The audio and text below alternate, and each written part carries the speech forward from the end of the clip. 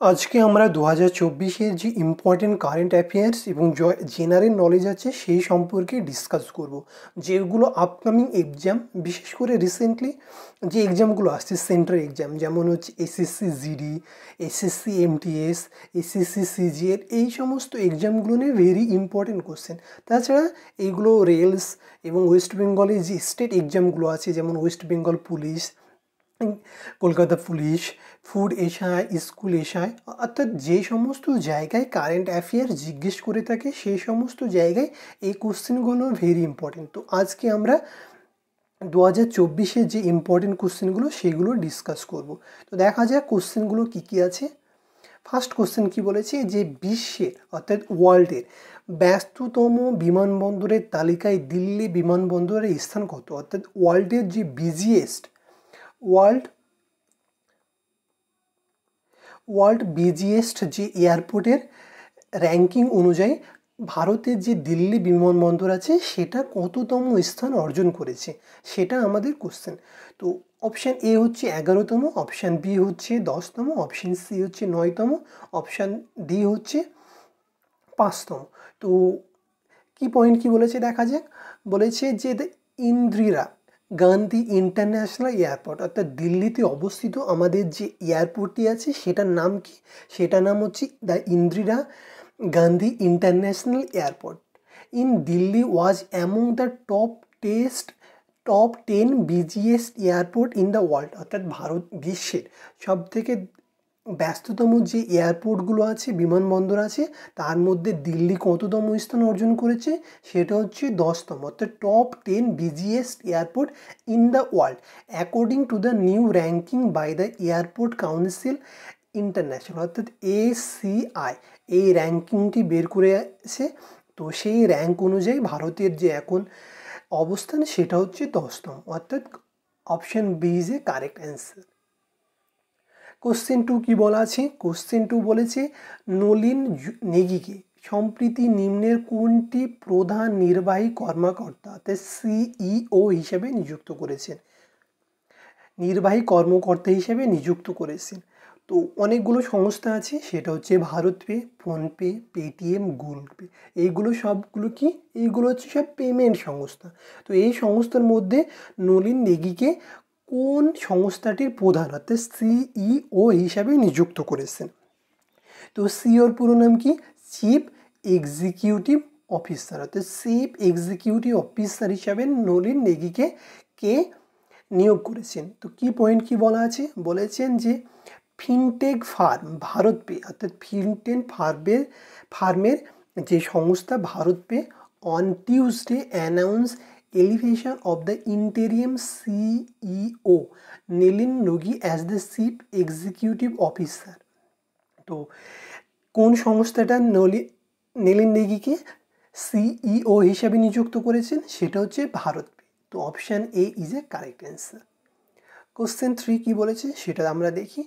নিম্নের কে সম্প্রতি ভারতীয় নৌবাহিনীর ভাইস চিফ হিসাবে দায়িত্ব গ্রহণ করেছে? অর্থাৎ আমাদের যে নেভি আছে সেখানে ভাইস চিফ হিসাবে কে দায়িত্ব গ্রহণ করেছেন? তো অপশান এ আছে তরুণ সবদি, অপশান বি দীনেশ কে ত্রিপাঠী, অপশান সি গুরুচরণ সিং, অপশান ডি হচ্ছে কৃষ্ণা স্বামীনাথন। তো কি পয়েন্ট কি বলা আছে?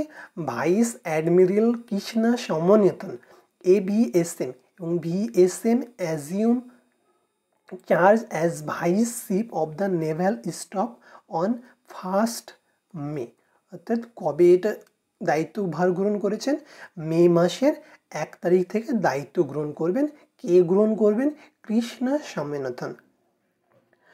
আরও কি বলেছে, কি পয়েন্টে বলেছে? The admiral Dinesh K Tripathi assume command of the Indian navy on 13 April 2024 as 26 chief of the Naval staff.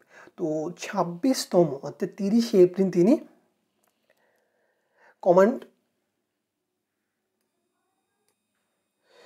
বলেছে admiral Dinesh K Tripathi assume command of the Indian Navy on 13 April 2024 as the 26th chief of the naval staff। তো 26তম যে chief Naval staff কে ছিলেন আমাদের দীনেশ কে Tripathi.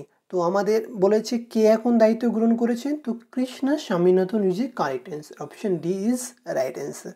Question 4 কি বলেছে, কে সম্প্রীতি national institute of solar এনার্জির director general হিসাবে গ্রহণ করেছেন। তো আমাদের যে সোলার NISE অর্থাৎ national institute of solar energy যে সংস্থাটা আছে সেখানে ডিজি হিসেবে কি ভূমিকা গ্রহণ করেছেন। ডিজির পুরো কথা হচ্ছে ডিরেক্টর জেনারেল। তো অপশান এ হচ্ছে জয়প্রকাশ সিং, অপশান বি হচ্ছে অরুণ কে ত্রিপাঠী, অপশান সি ডক্টর ত্রিস্তু ঠাকুর, অপশান ডি হচ্ছে মোহাম্মদ রিহান।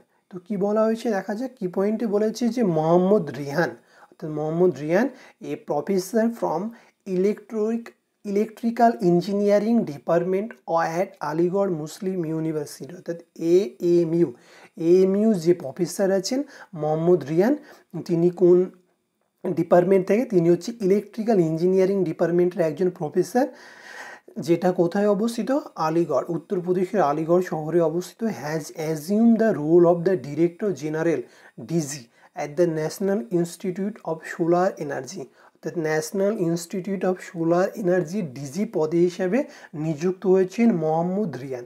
তো option D is a correct answer, Mohammad Riyan is correct.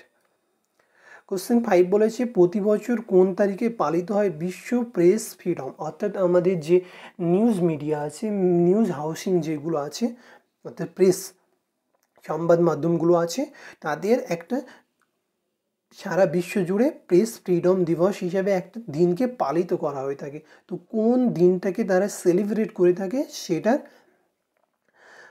কবে, তো অপশান এ হচ্ছে 2 মে, অপশান এ হচ্ছে 3 মে, অপশান সি হচ্ছে 7 মে, অপশান ডি হচ্ছে 21 মে। তো কি পয়েন্ট কি বলা আছে, এভরি ইয়ার অর্থাৎ প্রত্যেক বছর 3 May is observe as a world press freedom day around the globe অর্থাৎ সারা বিশ্বে 3রা মে অর্থাৎ 3 তারিখে মে মাসের ওয়ার্ল্ড প্রেস ফ্রিডম ডে হিসাবে পালন করা হয়ে থাকে। 2024 world press day is the 31st world press day. এই 2024 যে ওয়ার্ল্ড প্রেস ডে সেলিব্রেট করা হবে সেটা হবে কত, সেটা হবে 31তম বিশ্ব press freedom day.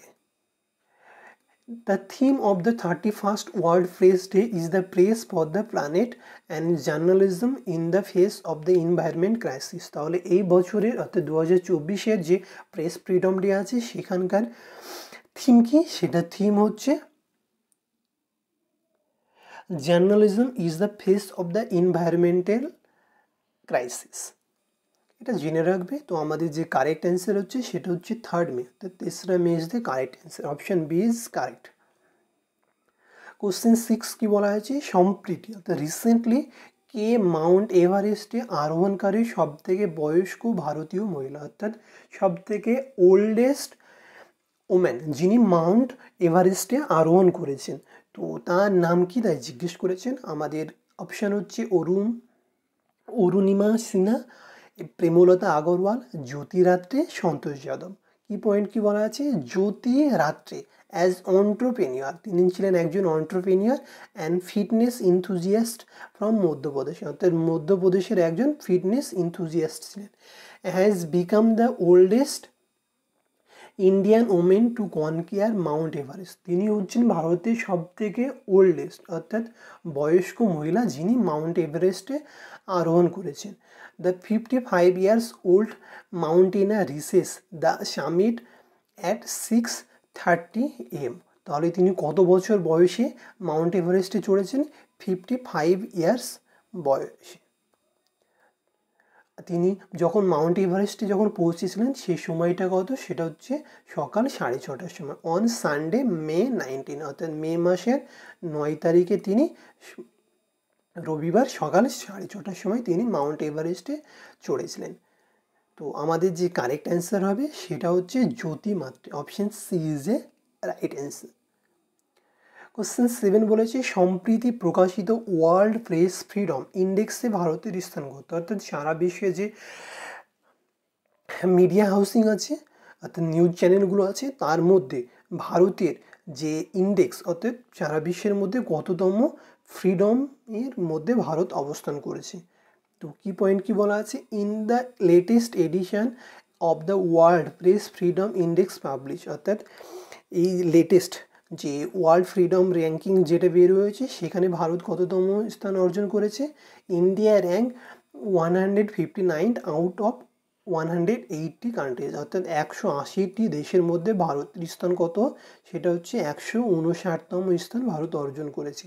World press freedom index হলো রিপোর্টার্স উইদাউট বর্ডার্স দ্বারা প্রকাশিত একটি বার্ষিক প্রতিবেদন। তাহলে এই যে র্যাঙ্কিং সেটা বের করে থাকেন কে, RSF, অর্থাৎ উইদাউট রিপোর্টার্স উইদাউট বর্ডার্স, এই সংস্থাটি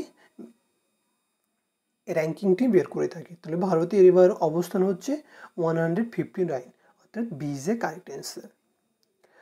নেক্সট কোশ্চেন 8 কি বলেছে, ইন্টারন্যাশনাল সোলার অ্যালায়েন্সের 99তম সদস্য হিসেবে কোন দেশটি সম্প্রতি যুক্ত হয়েছে, অর্থাৎ 99তম সদস্য দেশ হয়েছেন কোনটি?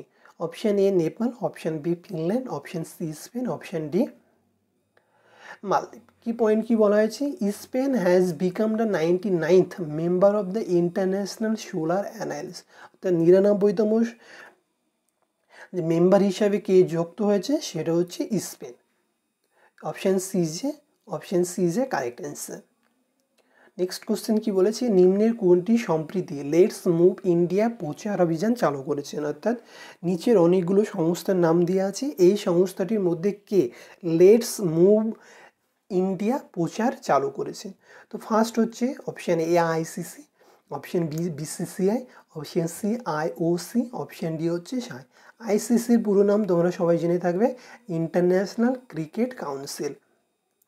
তারপরে আছে বিসিসিআই, বিসিসিআইয়ের পুরো নাম হচ্ছে board of control for cricket in India, তাহলে board of control for cricket in India, এটা হচ্ছে বিসিসিআইয়ের পুরো নাম। পরে হচ্ছে আইওএ, আইওএর পুরো নাম হচ্ছে ইন্টারন্যাশনাল অলিম্পিক অ্যাসোসিয়েশন।